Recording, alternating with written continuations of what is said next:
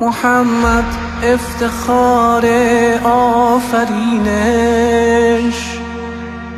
جهان معرفت دریای بینش، پناه پادشاهان و امیران،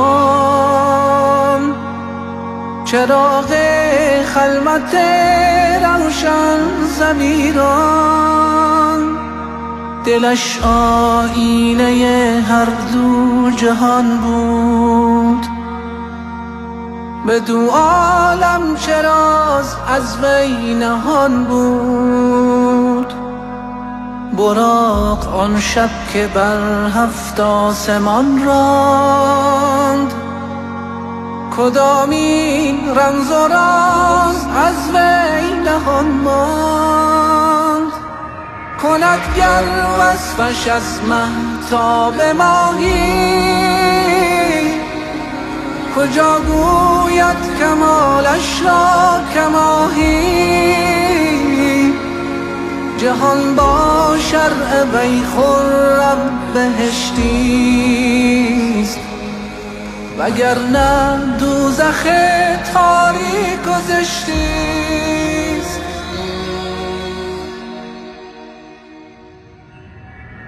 کند گر وصفش از لقد كان لكم في رسول الله أسوة حسنة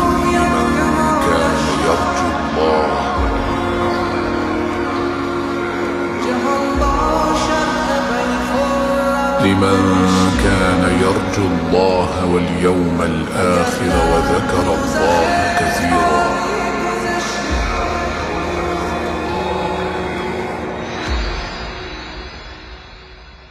کسی که از شرع پاکش سر کشیده است، بدو عالم یقین کیفر کشیده است. از آن شد صدر دین و خواجه شرع، که او بود اصل خلقت دیگران فرع. بود زان نور این خورشید اعظم، فروزان طاق و ایوان دو عالم. جلالش طاق کسری را شکسته است، جمالش دست ماه از پشت بسته است. چو آمد بر زمین این مه پدیدار، نشیند ماه گردون رو به دیوار.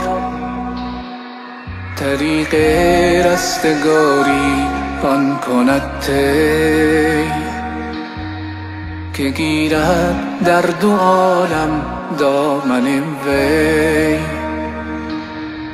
شفیع خاکیان فردا همین است،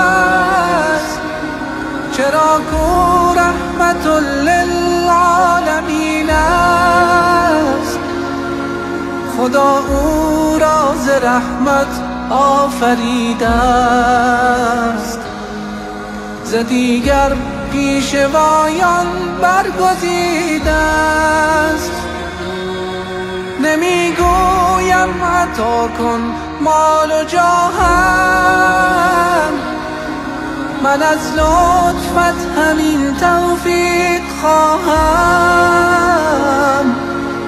که بر دین محمد زنده باشم، دل از مهر خدا آکنده باشم.